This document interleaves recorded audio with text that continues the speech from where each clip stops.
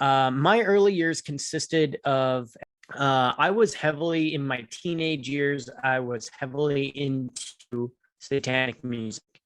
I was into everything from, I mean, you name the band. I probably went to their concert. I probably had their poster on my wall. I had gotten to a point where I was, dabbling in witchcraft and Ouija boards and the satanic cult. And I was in I guess, a state where there was no turning back. At least it felt like for me. It felt like this was my life. Interesting enough that my parents, they did believe in God. My grandparents, who were Adventists as I was growing up, of course, my grandmother always getting after me about the way I was dressing and the music I was listening to and all of that, as grandmas do. And however, I didn't want to listen, and I knew there was a God. I knew that there was God because I'm listening to satanic music, and I tell I tell kids nowadays, I'm like, the devil's real, and you can't believe in the devil without believing in God because he was created. So I knew there was a God. However, I didn't want to follow him. So it was more of a rebellious stage for me. It was more of, I knew that I wanted to do what I wanted to do. It was that satanic mindset. Um, Now, when I was, I don't know, maybe about 10 or 11 years old, my parents took me to church, to the Adventist church. We went there for a very short period of time. And then, at that age, I didn't understand a whole lot what was going on, but we ended up not stop going to that church. And we didn't seek a church after that. We just didn't go to church. I would see my dad reading self-help books or these Christian books, Rick Warren type of books and all of this. And he always had a Christian book in his hand, and we always had Bibles. But on the other hand, we listened to satanic music, and there was drinking in the house. And during my teenage years, there was drugs. And it was like, really, what was the purpose? And I look back at it now and I think, there was always God in the picture, and he was always there trying to draw us out. But for me, and during those years, it was just that pushback. Well, as time went on, later in years in high school, 17 years old, about to graduate, and kind of figured, hey, I need to do something with my life. So started kind of cleaning up my act. I cut my hair and got a job when I was 15, and just started, trying to figure out what I was going to do as an adult. I hated school. I will admit that as a kid, through my teenage years, I could not wait to finish school, and I would had no plans on going to college. For a moment, I wanted to go in the military, and that didn't happen. So worked fast food from the age of 15, starting at the age of 15, and started working as a paid call firefighter for the local fire department. Basically, I was on call 24/7, had a little pager with me. And I loved that. That was a great, great career. However, during those years between the 15 and 19 is when I met my wife. So my wife, Lucy, we worked together. So that middle picture there, she was actually in her uniform. We met when we were, I want to say, late 17, early 18. And we met there at work together. We worked together as shift managers at a fast food restaurant. And I was still working for the fire department part-time. And when we were 19, we decided that we were going to get married. So we got married at the age of 19. As you can see, I cut my hair and everything.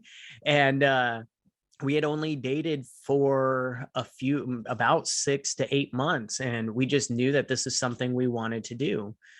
Of course, for me, during this time, we were not in church or anything like that, and it was far from our mind. God was far from our mind. But for me, the music that I listened to never left. And so that was my daily car ride music. It was my house music. It was anytime that we would film music in the house, it was that. Um, Now, after a few months, we decided, of being married, we found out that Lucy was pregnant. And these are the three pictures of our children, our pregnancy pictures. We transitioned, as we grow. So the first picture there on the left of the screen was our first child, and our first child was born in 2008. We got married in 2007, and then our second child, so the middle one, was 2010, and then the last one on the far right is our last child, born in 2012. And a little bit other backstory, as I mentioned about me and Lucy. Neither one of us grew up in the church. Lucy comes from a Hispanic family, so a lot of Catholicism in the family, and even some Jehovah's Witness in the family. So she had done some Bible studies growing up. I had not. I had not done any kind of Bible studies at all.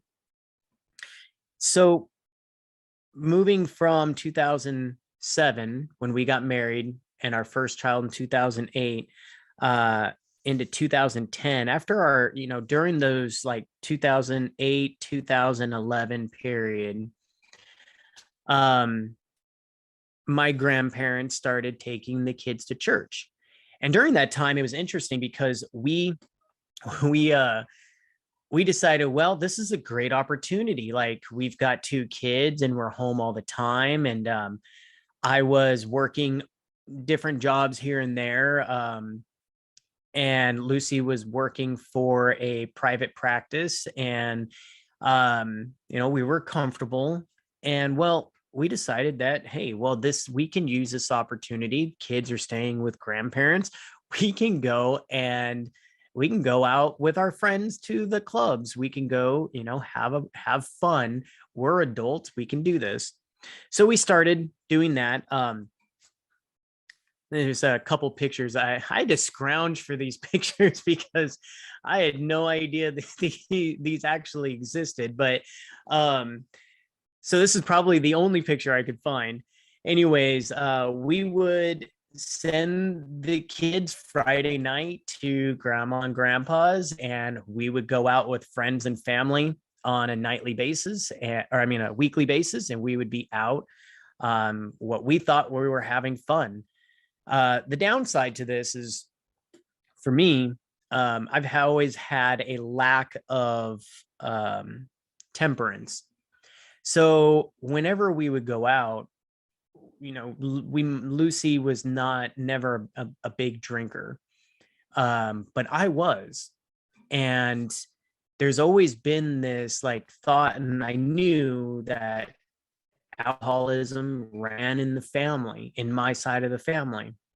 However, I just thought, oh, it's nothing. I can just, I can control myself and all of that. And we like to lie to ourselves and tell ourselves that. Well, we would go out, and I would just get drunk, and I would act stupid, and I would do dumb things. And it always, looking back at it, it was always, for Lucy, it was always embarrassing.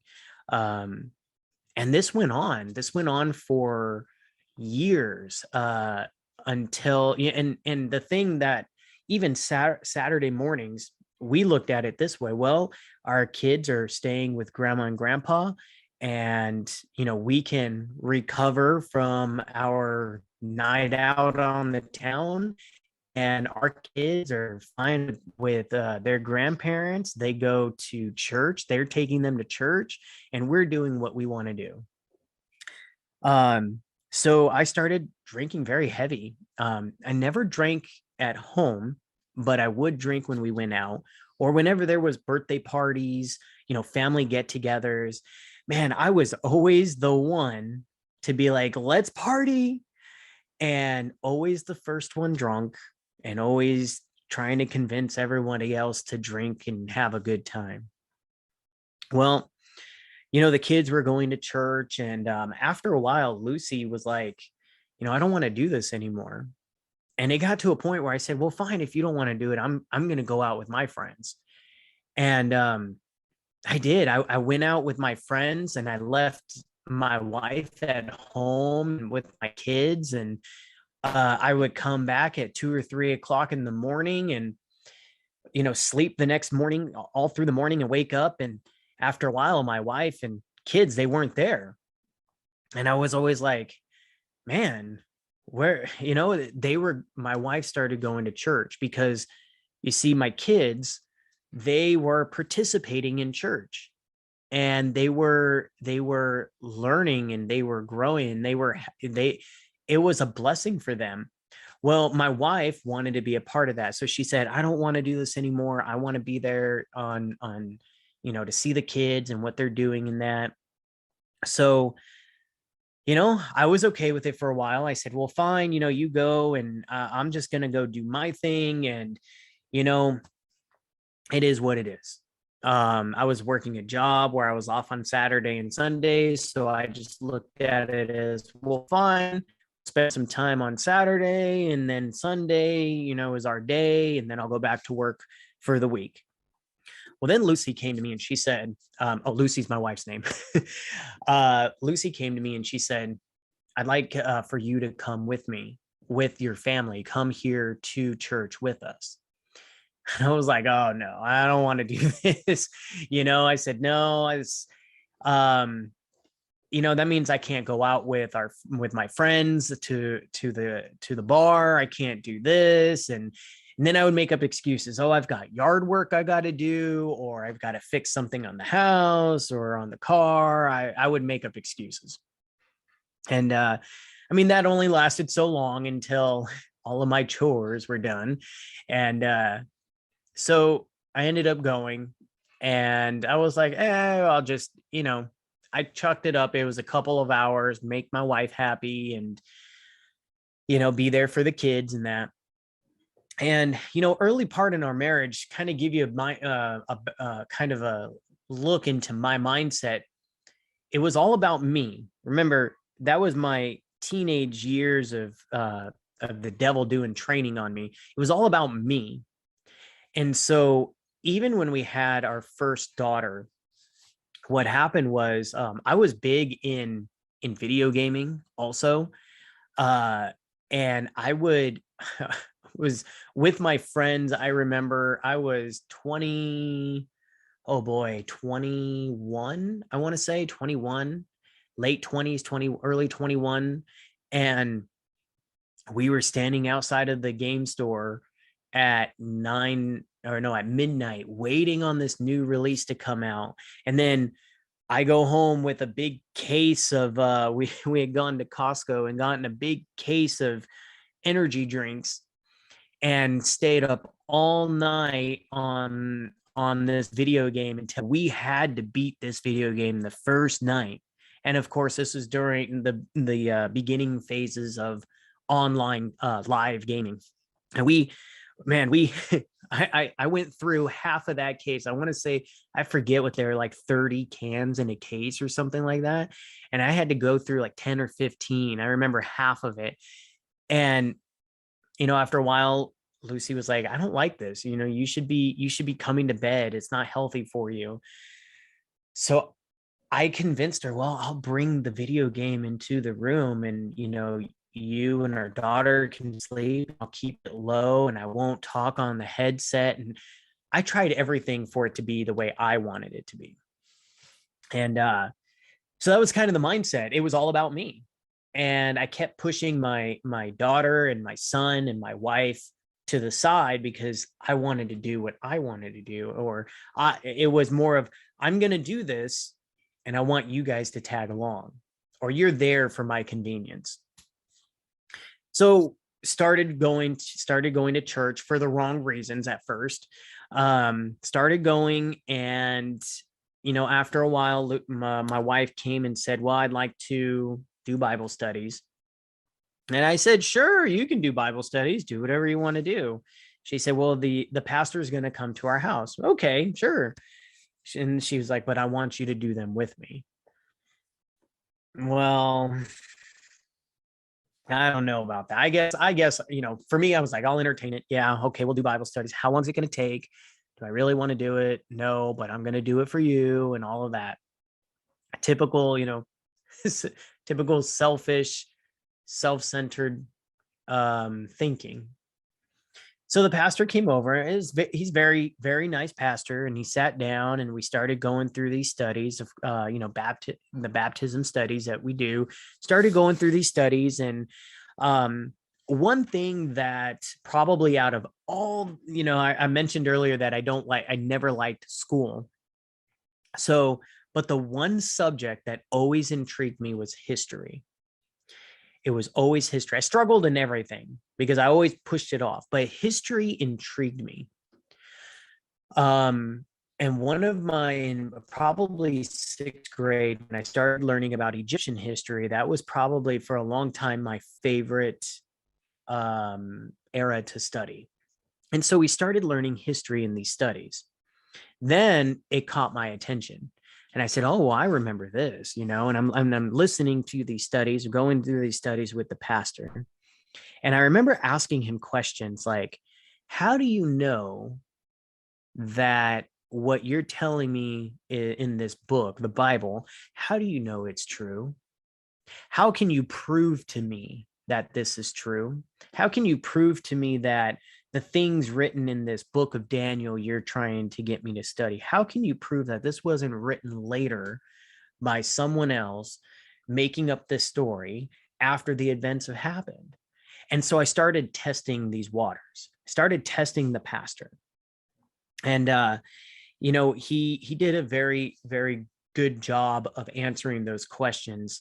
But I still did not want to accept it. And I still did not want to just study. I didn't want to do it. I was doing it, but I didn't want to.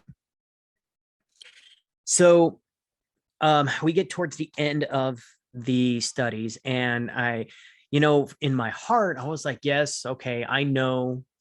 I believe that this is true. I've done my own research on the side by now. I know that this is true. I still have my doubts, but I knew it was true. And then at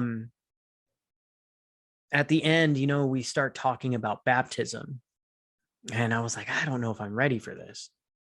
And so I started doing more praying. I started doing more of my own studies and watching whatever I could watch. And I decided, this is something I'd like to do. I'd like to get baptized. But of course, this means no more drinking, no more clubs or bars. This means I have to change my diet, all of this. And I was just like, man, this is a lot that I got to change. So it took a little while, Lucy and I talking about it, and then decided, okay, I'm going to go ahead and do this. I'm going to get baptized. So in 2012, Lucy and we got baptized, and it was a great moment. I tried to find some pictures for you all, but I just could not find any pictures. So I do apologize, but we got baptized in 2012. And one thing stuck out to me. There was an elder at the church at the time. His name was Michael. And he said something to me that has stuck with me all these years. He said, Anthony, no matter what you do, I want you to remember this.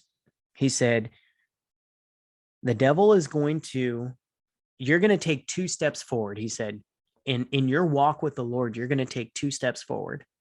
The devil is going to come and knock you back a step. But no matter what, I want you to keep taking those 2 steps because you still got to step forward on the devil. And at the time I was like, oh yeah, okay. I'm baptized, I'm saved, all of this, right? We feel, when we're baptized, we feel like that's it.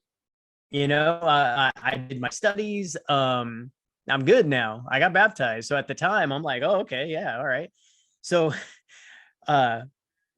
little did I know that was going to be the case. So, 2012 got baptized. We start, going to church every Sabbath. We start in the Adventist church, got baptized into the Adventist church, start going to church every Sabbath. And after a while, they asked me to be a deacon. And I was like, oh, okay, yeah. Hey, I can fix stuff and I can collect tithes and offerings. All right. So I did that for about a year. And as you can see on the left side there, the kids were in the adventure club, and that was really cool. We did a lot of stuff with the adventure club, and it was a lot of fun. Well, about a year passed, and that first year was really good. We stayed involved in the church and everything, and then the head deacon at the time was going through some health issues. Well, he came to me and he asked me, says, Anthony, I'd like to know if you could take on this role as head deacon. I was like, well, what do I got to do? And he was, basically coordinate everything and take care of the maintenance, stuff like that. Okay, I could do that. So for me, when I do a job, I want to do it right. So, and I don't want to look like a fool doing it. Excuse me, you can hear my cow. So I started doing some research, and I found that we have this church manual, and I started reading the church manual, and I found there are a list of duties for the deacons to do. And I came and we had this meeting and got all these deacons together, and I said, hey, we got to be doing all of this. And of course I got some pushback. Well, we don't do this. Sorry. Well, we don't do this. And, oh, I'm too old for this. And I was like, wow, really? Like, I know for me, when I've been given a task or a job to do, I want to do it. I want to get it done. I want to feel that self of that accomplishment, that feeling. Well, now it's like, kind of struck, well, fine. I work full time, but I'll come here and I'll do this and I'll do that when it's needed and that. And then church politics started, because being in that position, I started seeing church politics, and I was just like, wow. I mean, we talk about we talk about how we're supposed to be in unity and all of this. And I just started seeing all this stuff in the church. And I said, I don't want to do this. I don't want any part of this. So then I went back and I told my wife, I said, I don't want to do this. I don't want to go to this church. And,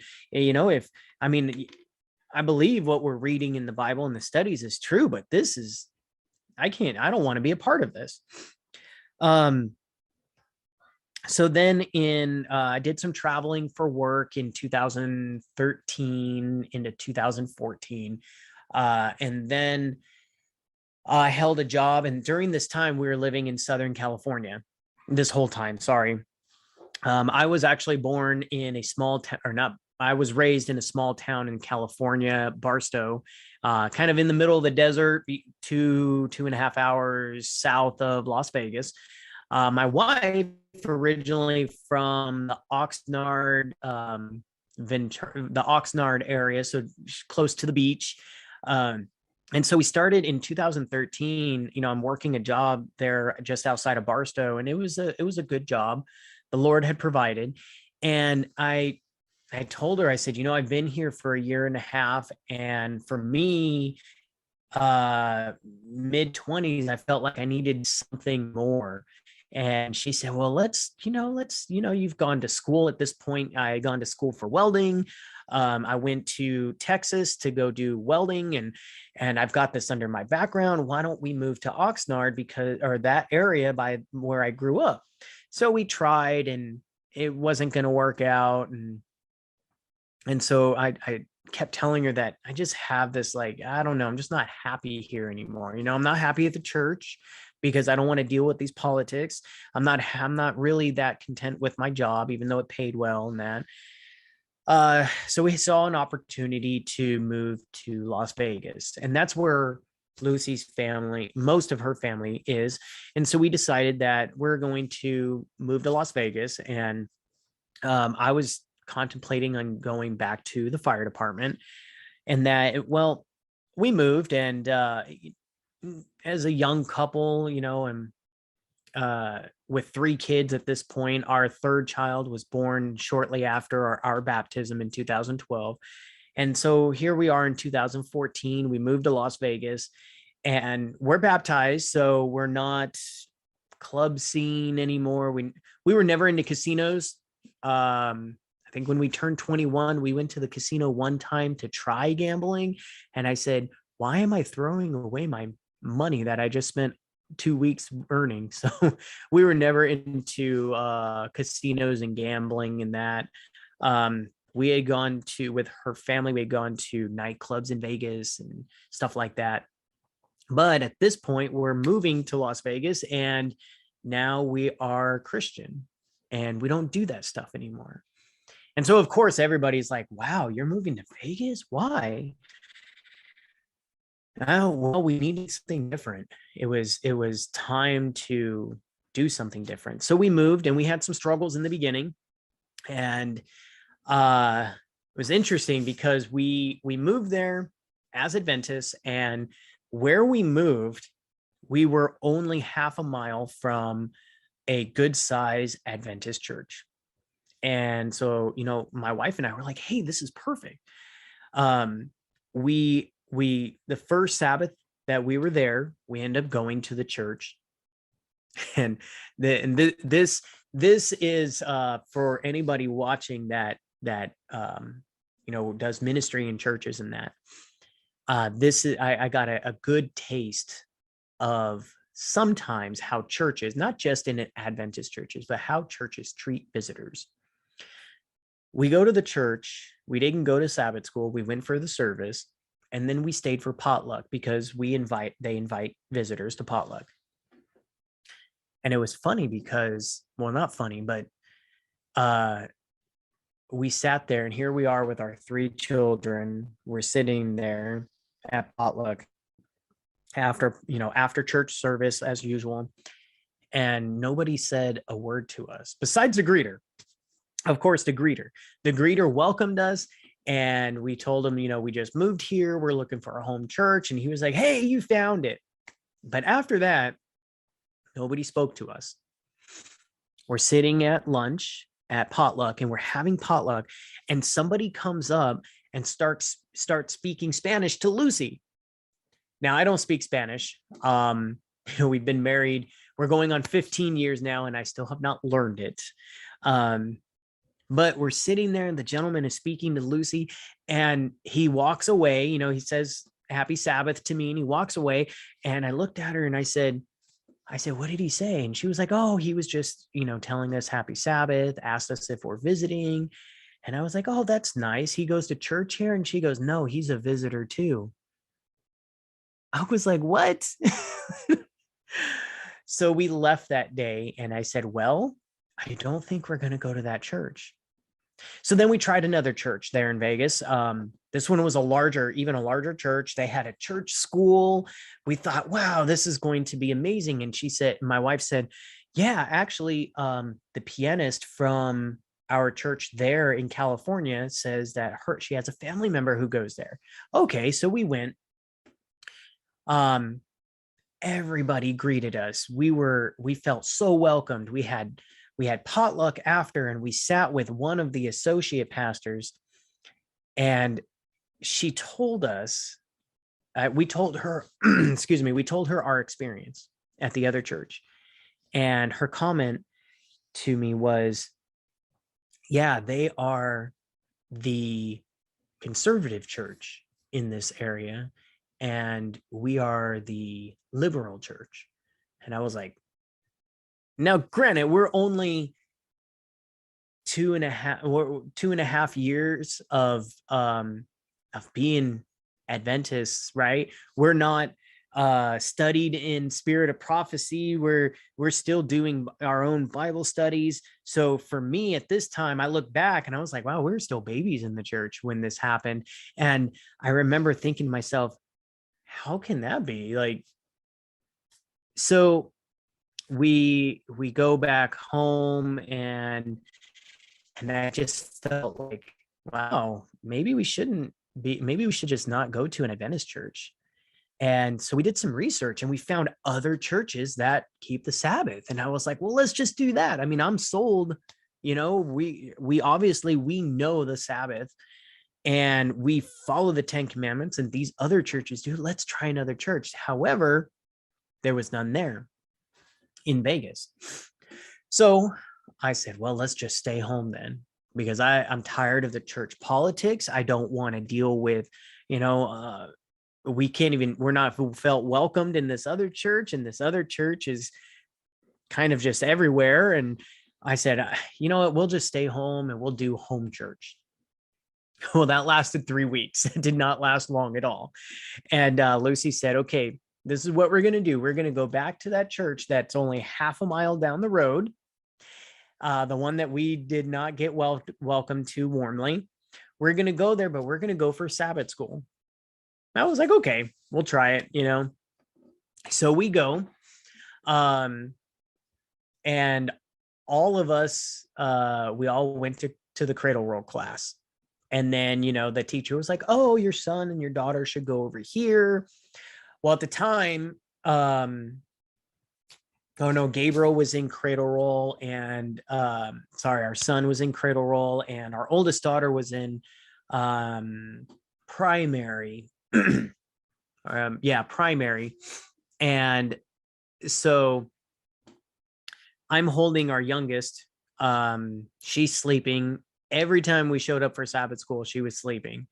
So I ended up I tried young adults. I tried the different Sabbath schools, and really none of it was for me, it wasn't very welcoming and very warm. It was kind of like, we're here, they're doing study, and that it was kind of awkward. So I just stayed with my kids.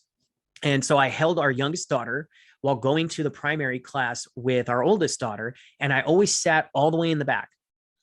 And the teacher in that class, I just love the way that she taught. And I love how real she was, and how, she would answer questions and explain things. And so I would stay after class and I would start asking her questions. And I started asking the harder questions and harder questions. And little by little, she was giving, I'm going to Sabbath school, but she was giving me all the answers I wanted to hear. Praise the Lord. Because we ended up going to that church. And I remember one night we decided we were going to try to take our 3 kids, and we were going to go to, we didn't know what it was, but it was called prayer meeting, midweek prayer meeting. So we decided to go. And I remember we went in and we sat down. This was probably just a couple months of being there. And we sat down in the lobby and nobody was there. But we saw all this craft paper all around and all this. And I remember the leader of the Cradle Roll Sabbath School came walking by, and she says, "Hey, you guys are here." And we're like, "Yeah." Are they having and before we could finish our asking her, she turned and says, "So you're here to help with VBS?" And we were like, we don't know what VBS is. We're like, "Sure, you need help." So we started helping with VBS, and we started with doing children activities and that. So we started going to this church, and after a while, I I want to say it's been about let's see, started going in, I want to say May, and then towards the end of the year they've got church elections. And here I am, I'm finally getting fed what the answers that I'm looking for. I'm finally getting the spiritual growth I'm looking for. And I started seeing the bigger picture of the importance of my role as a father. And I said, wow, I need to start really studying and applying this. So then I came across, of course, Country Living and Last Day Events, these two books put together from Sister White's writings. And Last Events really, I think I read that book probably 3, 4, maybe 5 times. And Country Living and those two books for me during this process, they go hand in hand. And reading through these and reading through Spirit of Prophecy, I wanted to share a few things that really kind of stuck out at me.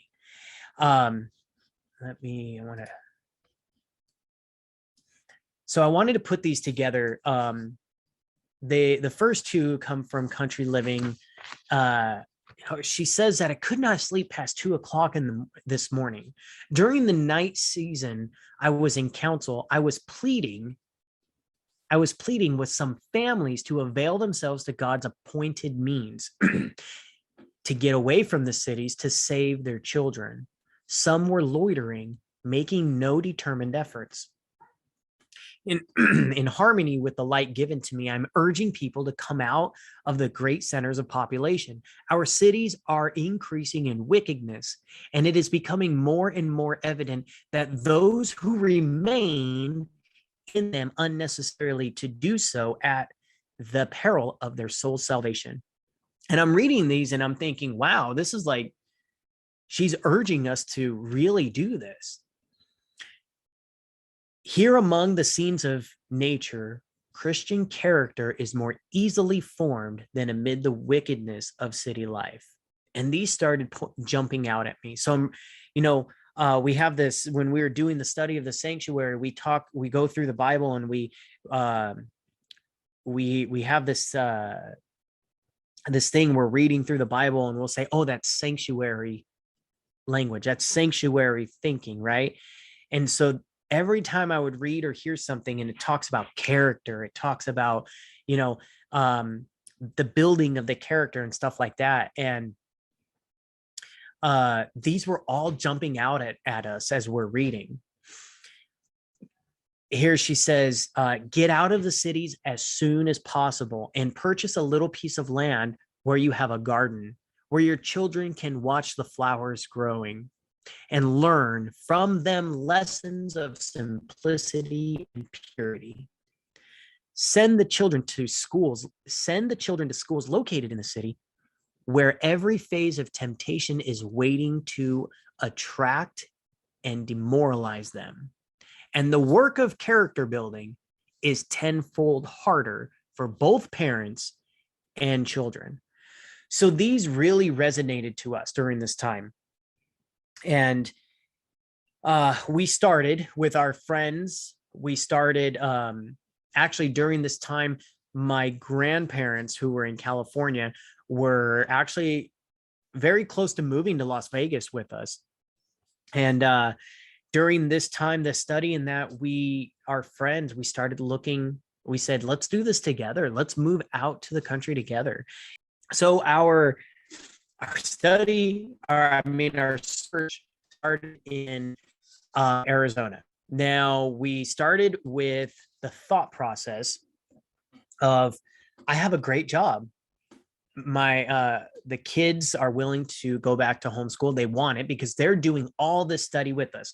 And one of my things, one of my pieces of advice that I would give to any parents that are out there that are, kind of thinking about this, and you're doing these studies, do them with your children. Do them with your children so that they can grow and understand as well. So we started these studies with our kids. They want to be homeschooled and all of that. And they had in the past, but we had gone to public school again for work purposes, etc. So we started in Arizona, and we started in the city of Kingman, which was only about an hour drive from Las Vegas, where my work was. And so the thought process behind this was, well, we can choose someplace close to Las Vegas, someplace where I can drive on a daily basis, and it won't be so bad. And actually, this picture that you see here, this is one of the land plots that we had visited. We had gone to Kingman,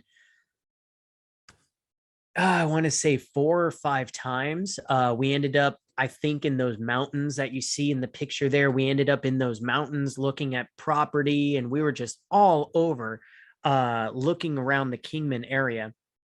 And every time we went, nothing felt right. Nothing seemed okay. And the land was very reasonable. I think at one time we looked at 40 acres for only, I want to say it was like $13,000. But we get there and there's a big 5G tower on the property, and we're like, well, that's not gonna work. So it was always something that we went and saw that turned us away. So Kingman didn't work, and we started heading east, about 2.5, 3 hours. And we found a piece of property here in Concho, Arizona, which is close to the New Mexico border. And we found a piece of property. We absolutely loved it. As you can see, all the juniper trees there, the soil was rich, and it was higher altitude, more rainfall. It just seemed like that was the right fit. And our friends were there with us, and we were all on board. It was, I want to say this was like 40 acres also. And these pictures were taken on a Friday. We had camped out nearby for the weekend. So Sunday morning, I called the person and I said, hey, I'm very interested in purchasing this piece of property. I'd like to, talk to you about it. He says, well, remember, we went and saw it on Friday. I called him Sunday morning, and he says, well, I'm sorry, sir, but I sold that property yesterday. I just accepted an offer on it. And wow, we were heartbroken. We were like, this was devastating because we had spent months going to Kingman. We had already made this trip over to the eastern part of northeast part of Arizona, 3-hour drive. We had already made this trip like 2 or 3 times. And we finally found a place that felt like this is it. And then the Lord closed the door. And we said, man. So that ended for a little while, and we kind of put it off for a little while. Then my grandparents, I'm talking to them about it, and they said, Anthony, we want to do this also. And I said, okay. So then we made another trip out there, and this time we came to this place called Witch Wells, of all places. This is a picture here on the bottom right corner. This is a picture of the property. And we felt like, hey, this is it. Like, we've been searching. It seemed very good. It was close to an Adventist boarding school that we could volunteer at. And wow, this was amazing. I called, they said, yes, the property is still available. And the one thing that we knew we needed to do was have a well drilled and put in. It didn't get as much rainfall, so we knew that was a must. So a week goes by, and I call the well driller in the area, and he tells me that, well, for that area, you're looking at about $30,000. And I was just like, oh man, I can't. So that was off the table. And we were so frustrated at this point of spending months searching for that perfect property. Had to have certain things that we wanted, and we kept moving east, and it was like, I can't go any further because the company I'm with, I don't want to leave that company, and we're just not finding the right place, the perfect place for us. So we put it off. We put off the search for this was in 2019, all of this searching. And I want to say we stopped searching in the fall time. And then we just kind of gave up. We said, this isn't what the Lord wants. We know that we're supposed to do it. We were looking, even closer to Vegas, and nothing was feeling right. Nothing was working. And then the pandemic hit, and, the 2020 kind of changed everything. And we started seeing the importance of not being in the city. And I remember Lucy and I sitting down one night, and we said, we have to do this, because we had reread Country Living again. And actually, I want to say it was during this time, one of our church ministries had put out a teaching on the Country Living message. And I remember them showing that the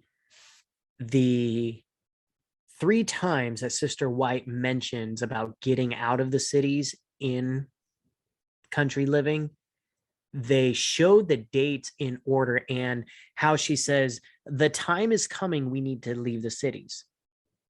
The time is urgently, we need to start leaving the cities now. And then the last one, which is just after 1900, she says, get out of the cities, get out of them now.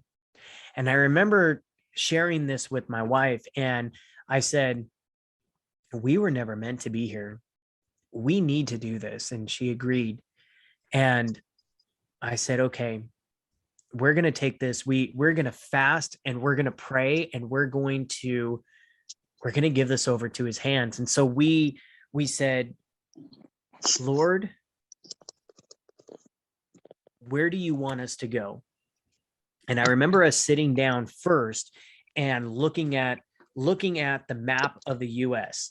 And we started picking points. Okay, we want to go here. We want to go here. And here we go again. And we were, the first part of our journey, the first part of the search, it was, we want this, we want that. Certain elements on the property needed to fit what we wanted. And our search expanded. We're looking in northern Nevada. We're looking in Utah, Idaho, Montana. At one point, we looked in Maine. We knew there were certain states that we did not want to go to right off the bat, but we started here. We're looking at all this, and I'm looking at homesteading regulations and everything, and of course homeschooling regulations as well, because at this point we're like, well, we're going to homeschool. And at one point we were very, very, very set on moving to West Virginia. And of course, it's not somewhere where I could just drive for the weekend and go look, because we're in Nevada. So I did a lot of online searching. I would spend every night at the computer looking at property, and there was just something that just for us that, like, we really wanted West Virginia, but even online, it wasn't finding anything that really wanted. So we started looking at Kentucky and Tennessee. We felt pulled towards Michigan at one point too, until we finally said, and this is where it really kind of came together for us to understand. We finally said, Lord, we're going to go wherever you want us to go. Wherever you say that we will go. At this point, I said, I don't care about my job. The Lord will provide. I don't care about where we go. You know where what we are looking for. You know what we would want. But wherever you put us, we're going to do your work. We're going to do your will, because this is what you've been calling your people to do. And we started, kind of feeling for different states, some things were getting better and that.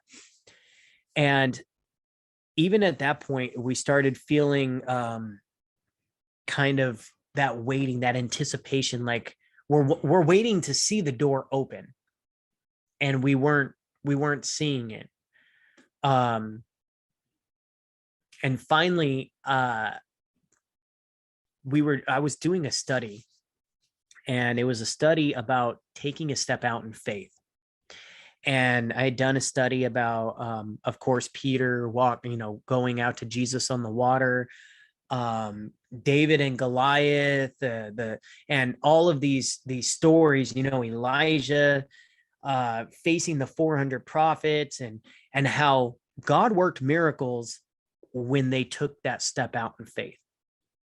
And so I remember sitting at the table one night, the kids are in bed, and Lucy and I are still doing the search. And I looked at her and I said, what if we just sell the house? And she looked at me and said, what do you mean? Where are we going to live? And I said, what if we sell the house and really leave it in the Lord's hands?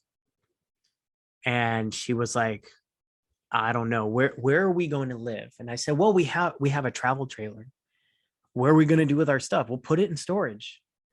I said, I'm at a point where we got to take a step out in faith. And we took some time to pray about it, and we fasted, we prayed, talked to the kids about it, because this was a family decision. So we talked to the kids about it, and the kids were like, let's do it. And at this point, we were like, we don't care if there's a structure on the property. We want, basically, we're waiting for the Lord to tell us, here you go. This is where I want you to go. Doors open, go. And I remember contacting a couple of companies. We got quotes on the house, and we got a very good quote on the house. And they were willing to pay us cash for the house, as is, and everything. And we had, basically, they gave us 90 days to do this. So we got the quote. 30 days go by. We're approaching the 60-day mark. And I said, okay, let's put it up on the market. I mean, let's sign the deal. And Lucy was like, let's do it. Let's take the step out, And I said, okay.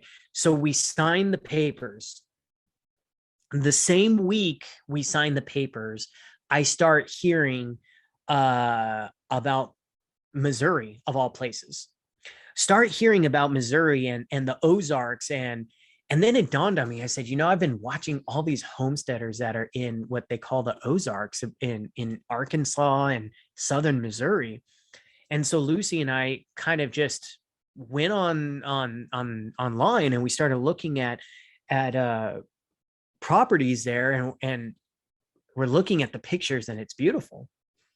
And so that was maybe a day or two after we signed the papers. Now, when we signed the papers, because we took a cash offer, they only gave us 3 weeks to close. They said, we're closing in 3 weeks. You have to be vacated from the property the day before we close. That way we could do a final walkthrough, etc. And we were like, wow, we only have 3 weeks. Okay. So a day or two later, we start looking at Missouri, of all places, never on our radar, never thought about Missouri. We're like, what's in Missouri? So we start looking, and 2 days after we started looking in Missouri, I'm on a conference call, company-wide conference call, and they announced that they're opening a new location in southern Missouri. And I was in shock. I was like, there's no way. And I started thinking to myself, there is no way that this is happening. We signed our papers. We took that step. We literally had to take that step for doors to open. And so we took the step, we signed the papers. We start hearing about Missouri. My work, who, remember, in the initial part of our search was we wanted to stay close to where I would work for this company. And they announced, and I kid you not, all of the places that we were looking, all the pieces of property that we were looking for was around this place that the company I was working for was opening a new location.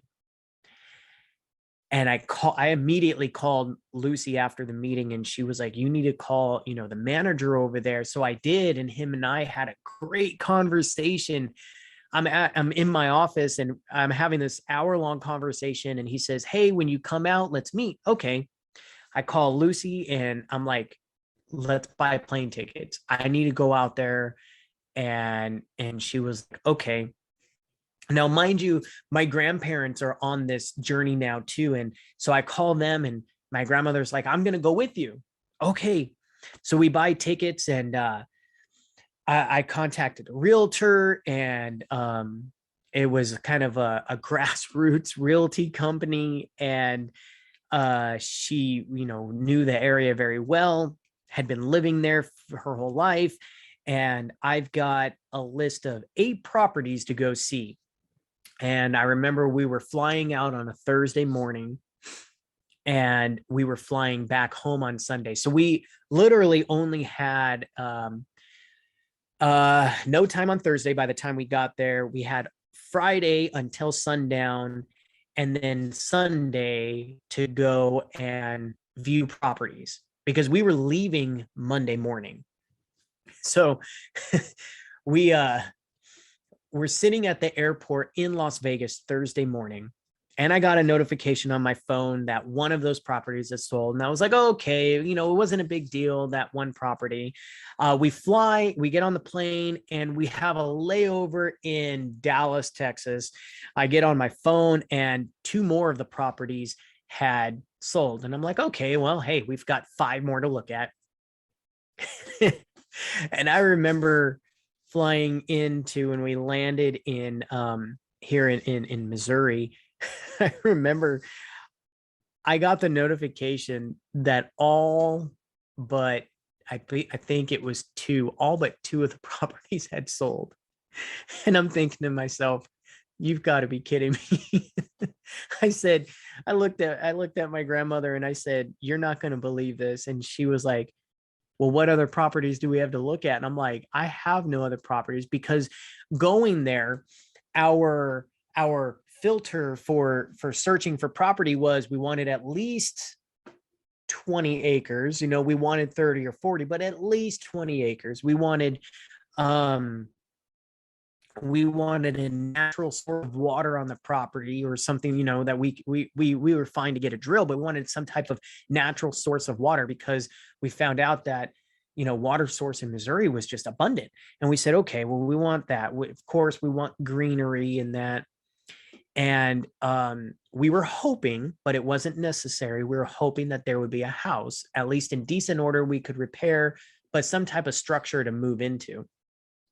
And so we get here, and now I'm kind of discouraged, and I call my wife, and she's like, what are you going to do? I said, I don't know. We're going to pray about it. The realtor says, that's okay. We are going to, I'll bring a list. Okay. So Friday morning, 6:00 in the morning, the realtor drove an hour to come meet us, and she's got a list. And we looked at a total of 5 houses, all in different areas. Each one was almost an hour-long drive apart from each other. We spent 6 hours looking at houses, and it was either we looked at a house that was literally right off the freeway, and behind it was train tracks. We looked at a house that was completely decrepit, and I asked her, they're selling this house, like, just sell the property. We walked into a mobile home where I almost fell through the floor. Um, I mean, there was nothing really felt right. We looked at everything on the list and there was nothing else to look at. And we were uh, 2 hours from Sabbath. And we had left at this point, we're like about 3 or 4 hours from Sabbath, but the realtor went, she left. And even my grandmother and I, we drove around to just still kind of look at something. And then we went to the hotel room. And well, we're sitting there. We're about 2 hours from sunset at this point, and I got a notification on my phone saying a property just listed. It's about an hour away, and just under 16 acres. And I'm looking at the pictures. It's got a couple structures on the property. And I'm like, wow, this is really nice. So I send it to Lucy. She was like, wow, I really like this. And I show my grandmother. She's like, I like this. And so I said, well, let me send it to the realtor. So I sent it to her and she messages me back and she says, we need to go see it tomorrow. And I said, well, I can't go see it tomorrow. Why not? Well, it's our religious observance day. It's our Sabbath. We'll be at church and we don't do any business from sundown Friday to sundown Saturday. I explained this to her and she was like, Anthony, you know that the property right now is going extremely fast. I go, I know. She goes, we need to see it tomorrow. And I go, I can't see it tomorrow. I said, we can go Sunday morning, first thing in the morning, 7 a.m. And she was like, okay, I'll call them and I'll ask them. So we go to Sabbath, we go to church. After church, I looked at my phone and she was blowing my phone up with text messages. And she was like, they already got an offer on it. And I said, nope. I said, I'm so sorry. And she said, you said that you can come after sundown. Can you come today after sundown? And I was like, I said, I really don't like that. Let me talk to my family. Let me pray about it. And so I told her, I said, I tell you what, I can come at this time. And it was like an hour after sundown. And she was like, it's going to be dark, right? And I go, yeah, I know. There's no lights out. It's in the country. And I go, I know. Okay. So we showed up. It was dark. And I met the owner and he showed me around as much as possible. Walked into spider webs in the face and all the fun things that I was not prepared for. He brought me into the home, gave me a tour of the home, and the home was, it was, from what I could tell in the dark and low lighting, it was in decent shape. And I'm trying to send pictures to my wife, but very poor cell phone service. So that wasn't working out too well. We end up walking and leaving at 9:30-ish p.m. On Saturday night. And I remember I have my wife on the phone, my grandmother and the realtor, and my wife said, I feel good about it. It feels like the Lord is moving. I didn't get to see much of it, but it feels like it's the right property at the right time. And I said, okay. She goes, I'm going to leave it, I think you should do it, but I'm going to leave it up to you. Okay. So the realtor told me, well, they already have an offer on it. And, we don't know what it is. We can't know. And I said, okay. I said, I tell you what, I feel like this is meant. My wife feels like it. My grandmother feels like it. She's standing there. She's like, I really like this. I said, okay, let's go ahead and do it. And I just want to offer him exactly what he's asking for it. And we get back to the hotel, we fill out paperwork. It's like midnight. The next day I get the text message, she submitted the offer and everything. And I get the text message from her, or no, I got a phone call from her at around noon, around lunchtime. And she said they accepted the offer. And I was just like, praise the Lord, after all of this, like after everything, and I really felt like maybe this wasn't going to turn out because they already had an offer on it. So we ended up getting the offer, and we literally moved in like 2 weeks. The first morning waking up was such a blessing. We're in our camper, we're sleeping. We have bunk beds in the camper, and the kids are sleeping. We wake up in the morning, sun on Sabbath morning rises up, and I hear our youngest, and I hear her open the blinds, and I hear her go, "Wow." And I hear the other blinds open, and they're like, "This is so beautiful." And my wife and I are laying in bed, and I just had this big smile on my face, and I was like, praise the Lord.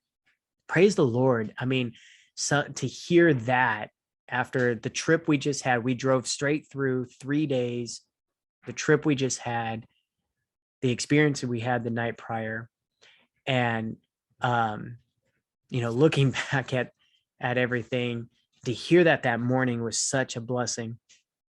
And we walked outside, and it was tearful in what we went through, how the Lord guided us through, and the lessons we learned.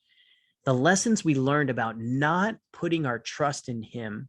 The lessons we learned about how hard it took us to take that step out in faith. And even getting there that night, the lesson we learned, like I look back at it and I said, why didn't we pray harder and trust harder in the Lord that night that we showed up? Like, I couldn't believe it. And so Sabbath morning, we didn't, all of our clothes are packed. We were not ready for church. So our first Sabbath consisted of us on our property doing Sabbath school together. We participated in some online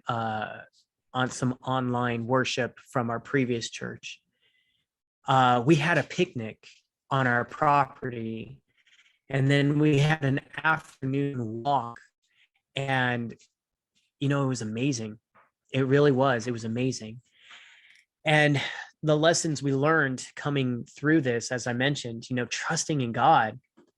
Trust was probably our biggest thing. And for me, coming from where I came from before becoming a Christian and believer, of learning that transition of being me, and self, and I want to be able to be in control of everything, and learning to let go, learning to just take that step out in faith, take that step and let him guide me, let him guide us. Yeah, we don't know what was going to happen. We were at one point so frustrated with the search, we wanted to give up.